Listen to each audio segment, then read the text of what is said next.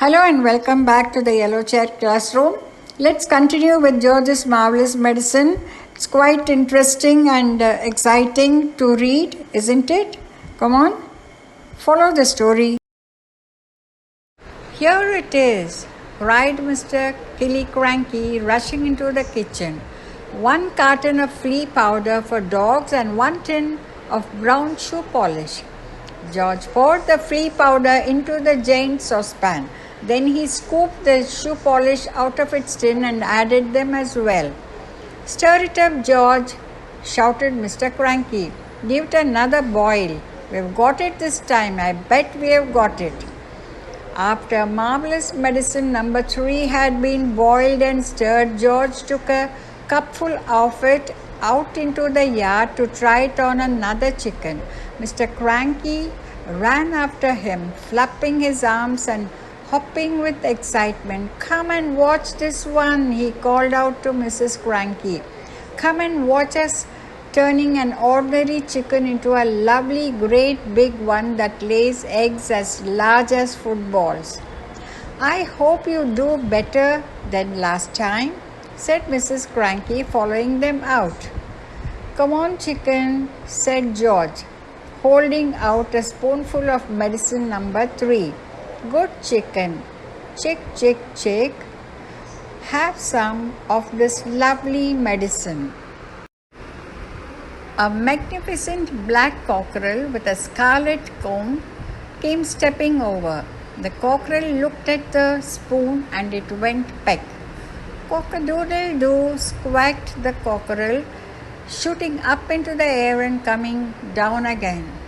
Watch him now, cried Mr. Cranky. Watch him grow. Any moment he's going to start getting bigger and bigger.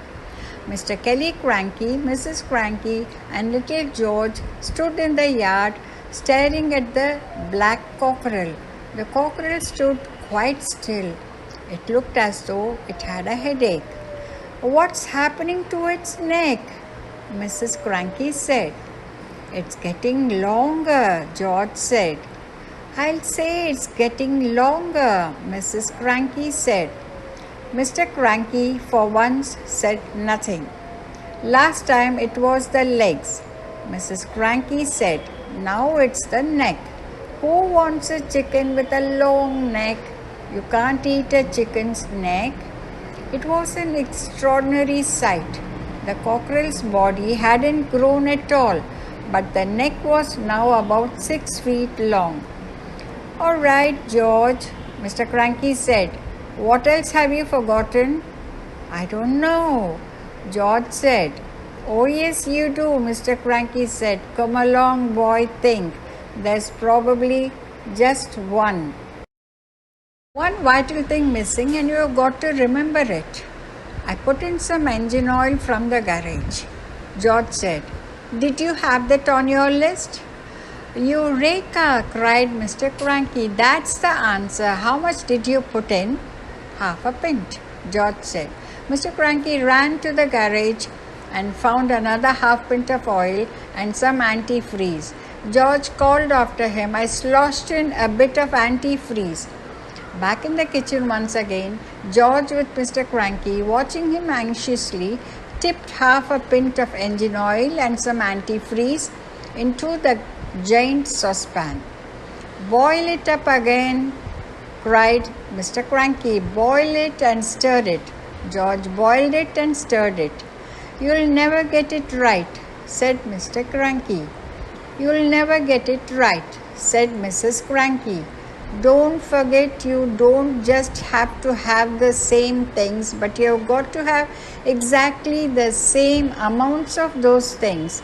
And how can you possibly do that? You keep out of this, cried Mr. Cranky. We are doing fine. We have got it this time. You see, if we hadn't it. This was George's Marvelous Medicine number 4. And when it had boiled for a couple of minutes, George once again carried his cupful of it out into the yard. Mr. Cranky ran after him. Mrs. Cranky followed more slowly. You're going to have some mighty queer chickens around here if you go on like this, she said. Dish it out, George, cried Mr. Cranky. Give a spoonful to that one over there. He pointed to a brown hen. George knelt down and held out the spoon with the new medicine in it. Chick, chick, he said, try some of this. The brown hen walked over and looked at the spoon. Then it went peck. Ouch, it said. Then a funny whistling noise came out of its beak. Watch it grow, shouted Mr. Cranky. Then don't be too sure, said Mrs. Cranky. Why is it whistling like that? Keep quiet, woman, cried Mr. Cranky. Give it a chance. They stood there staring at the brown hen. It's getting smaller, George said. Look at it, Dad, it's shrinking. And indeed it was. In less than a minute, the hen had shrunk so much it was no bigger than a new hatched chick. It looked ridiculous. Let's continue with the next part in a very short time. And thank you very much for watching the video.